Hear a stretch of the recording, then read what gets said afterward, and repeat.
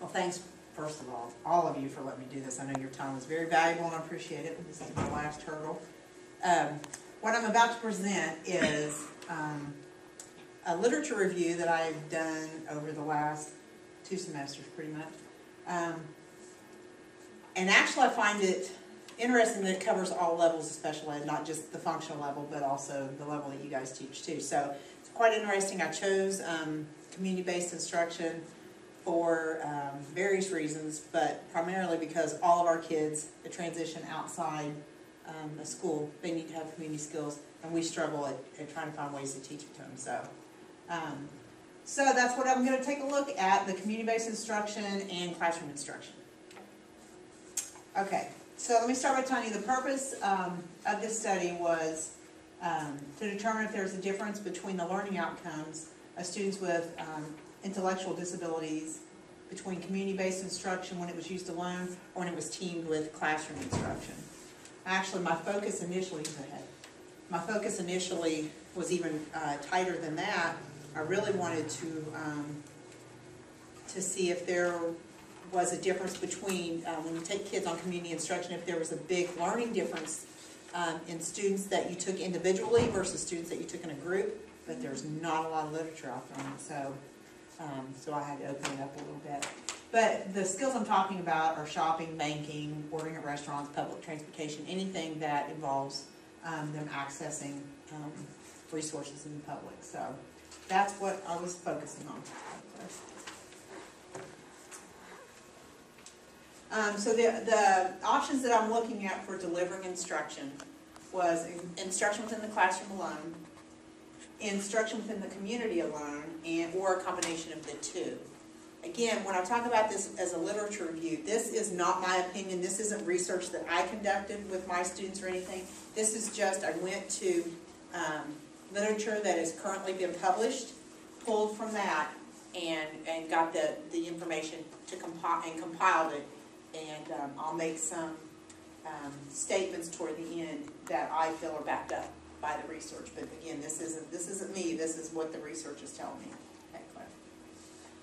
So in order to do this, I don't know how familiar any of you are with like the online databases that they use now. Probably some of you that have more recent college experience know, but it's opened up a world for people that aren't on the campuses or don't have the ability to get to campuses, but you can go in and do a search in these search engines that just deliver results, not web results, but actual research-based results. And so you can open them up and check them out. So I did some research on the campus, but a lot of this was done via my computer, which was awesome. So these are some of the keywords that are referenced: community-based instruction, community reference instruction, teaching community skills.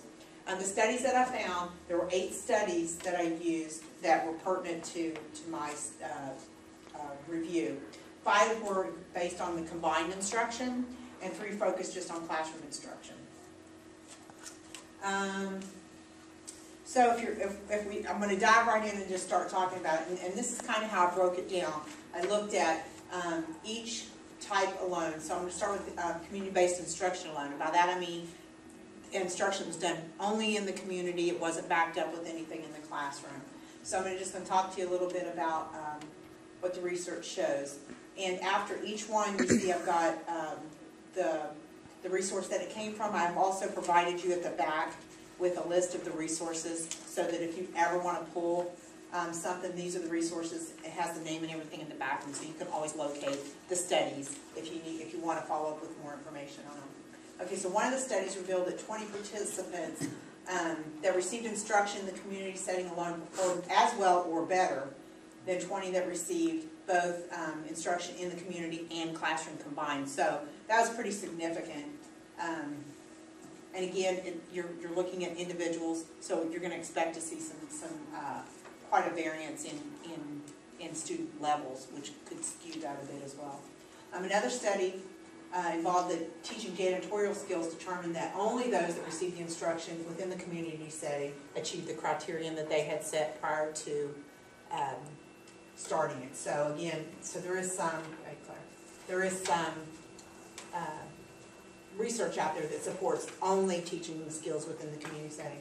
Finally, another study I found found that when using CBI alone, students were able to reach criterion on the task of withdrawing money from an ATM quicker than using it alone. Additionally, they were reported that students that received instruction in the community setting required less instructional sessions, which makes sense too if you think about it. If you practice a skill more in the true environment, you are going to pick it up a little bit quicker, or so it says. So, okay. Now, of course, then anytime you got something good, you got something bad. So some of the concerns with it is time.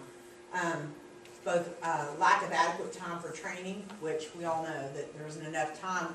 You can't really spend enough time in a community setting to conduct all the necessary trials that you need to in training sessions. Another thing that we all balance is time spent in the classroom on academics. So you have to balance those two. Can you get enough time in the community, number one, and number two, can you afford to lose the time in your classroom? And then here's the big one, the financial obligation. You know, we all know that we struggle to get enough pencils and pens in our classroom, let alone to find the resources to go outside in the community. And we also struggle with parents having enough funds to provide their students with that. So that's a big one. And then transportation and administrative support. There's a big base of research on lack of support in both those areas because, again, it costs money. So, okay. Now, if you're looking at classroom instruction alone, there's a lot of different ways that you can teach community-based instruction. Well, I guess it's classroom-based instruction, but on community skills or life skills. You can do the simulation in the classroom. I think we've all probably done that at one time or another. Video modeling, where you can just go out in the community, video it, bring it in, show it to them, talk it through step by step by step, which I find some helpful with some of my students. Video prompting and picture prompts. So, and I do a lot with the picture prompting with students with at lower levels. You can prompt them with the pictures, but the biggest thing is the classroom simulation. And what do you do in this situation? You get this, you give that, kind of play it back and forth, role playing. Okay, now let's look at some of the benefits from teaching primarily in the classroom alone. It's more efficient. Practice can be repeated more frequently, obviously. It's easier for error corrections. It's a lot easier to tell a kid, hey, wait a minute, you're only handing me $5 than when you're at the Walmart and there's a line 20 people long and the kid's not giving the right money. You can stop them, in the classroom, get them to back it up and catch their error before they follow through with it. And it is much more cost effective, obviously. Now, some of the concerns, again, difficulty generalizing the skill to the community setting. That's very, very common. We practice in the classroom, take them down to the local store, and they stand there and have no clue. But if you bring them back to the classroom, they're doing it. But it's transferring that to the actual setting. And they do require a lot more supplemental training. So that's a big factor. Okay. Now, if you combine the two, study found simulation instruction combined with community experience proved to be successful in generalizing and maintaining a learned community skill. Another study found that combining both proved to be more effective for students with moderate to severe disabilities. And now, I don't know what other districts face, but our students are crossing over a lot more.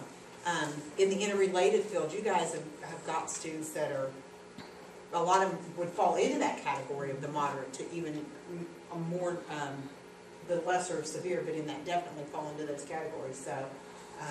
So again, combining the two, it's shown to have been more effective. Teaching grocery shopping skills, most students achieved criterion during the study. When they received both instruction, those that didn't meet the criterion, the base that they set, actually increased their performance somewhat too. And finally, teaching bank card skills. In this study, there were eight students, and all of them were able to generalize and then maintain the skills for a longer period of time. So here's my conclusion. After conducting this review of the literature, I reached the following conclusion. Number one, the combination approach gives a great advantage to students. Able to practice it in the community or in the classroom, then take it to the community and go back and forth. They showed much more benefit. However, again, the scope of my literature review was limited. I only found, I think, 8 studies that I could incorporate in this. So I think there's definitely a need for further research. And again, post-graduation research, because we only know how good we are once they graduate. And since we don't see them, we're not privy to that information.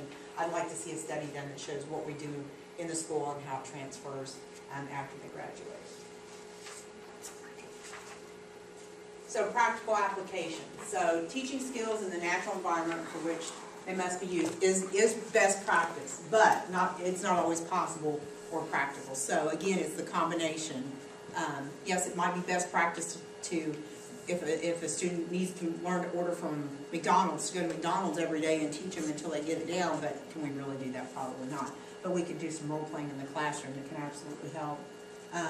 Though limited in its scope, this review clearly demonstrates that teaming both community and classroom instruction will positively impact student learning. Again, take it with what it was received in. It is very limited, but what I determined from my literature was that it absolutely will positively impact student learning. So, again, I know we all struggle with teaching community skills, teaching the life skills. We're lucky that we do have the kitchen at the other end that we can use as far as home living skills, but the community-based skills, I think we all worry a little bit about once our kids leave, what we can do to help them. So, I think if we work together,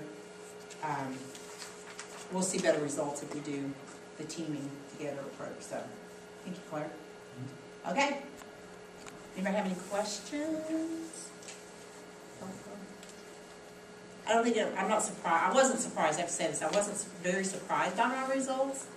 I think what surprised me more was there was not as much literature out there as I thought there would be. Because this seems, all through school it was, get them out there in the environment, but obviously somebody haven't done a lot of research in it, so it didn't surprise me. It didn't. The results didn't surprise me any, but anyway, so hopefully you guys got some good information out of it. I appreciate your taking your very, very, very limited time to let me do my spiel, and I'm going to let you get back to work.